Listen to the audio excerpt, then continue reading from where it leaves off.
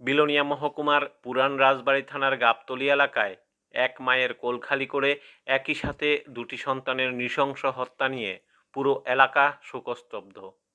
গরু চড়াতে গিয়ে গভীর জঙ্গলের জলাশয়ে দুই ভাই বোন রীতা ও হৃদয়ের মৃতদেহ উদ্ধারের পর এই ঘটনায় সন্দেহমূলকভাবে সুগ্রীব ত্রিপুরা নামে এক যুবককে বৃহস্পতিবার দুপুরে গ্রেপ্তার করে পিয়ারবাড়ি থানার পুলিশ।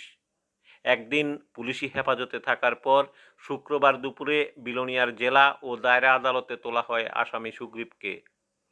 পাশাপাশি আসামিকে আদালতে আনার পর সাংবাদিকদের প্রশ্নের মুখোমুখি হয়ে আসামি সুগ্রীব ত্রিপুরা নিজেই স্বীকার করলেন দুই ভাই বোনকে সে নিজেই হত্যা করে দুজনের মৃতদেহ গভীর জঙ্গলের জলাশয়ে ফেলে দেয়। আদালত তদন্ত সাপেক্ষে ভারতীয় দণ্ডবিধি ৩০৩ এবং ২০১ ধারায় ১৭ মে পর্যন্ত জেল হেফাজতে রাখার নির্দেশ দেয়।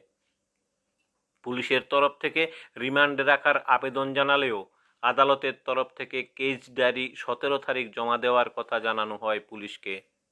এই বিষয়ে বিস্তারিত বলতে গিয়ে সরকারি আইনজীবী কৃষ্ণ মজুমদার জানান, ২০২১ সালের আমাদের পিয়ারবাড়ি থানার অধীনে গাবতলী এলাকার সাধন দে মহাশয়ের দুইটি নাবালক ছেলে গরু চড়াতে গিয়ে নিখোঁজ হয়ে যায়। সে সংবাদ জানিয়ে পিয়ারবাড়ি থানাতে একটি মিসিং ডায়েরি করা হয়। পরবর্তীকালে অত্র এলাকার মানুষ, পুলিশ প্রশাসন সমস্ত লোক খোঁজাখুঁজি করে পরের দিন অর্থাৎ ১২ তারিখ দুটি নাবালক বাচ্চা বাড়ি থেকে অনেক দূরে একটা পরিত্যক্ত জলাশয়ের মধ্যে মৃতদেহ পাওয়া যায়।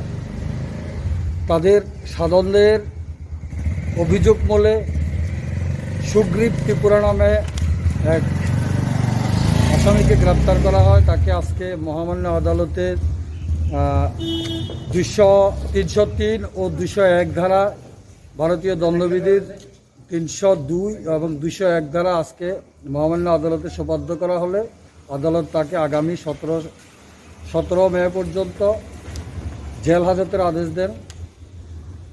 পুলিশ এই মামলাটা ভীষণ দৃঢ়তার সাথে সাফল্য পেয়েছে। ভবিষ্যতে আরও কিছু পাওয়ার জন্য তাদের নিরলস চেষ্টা চালিয়ে যাচ্ছে।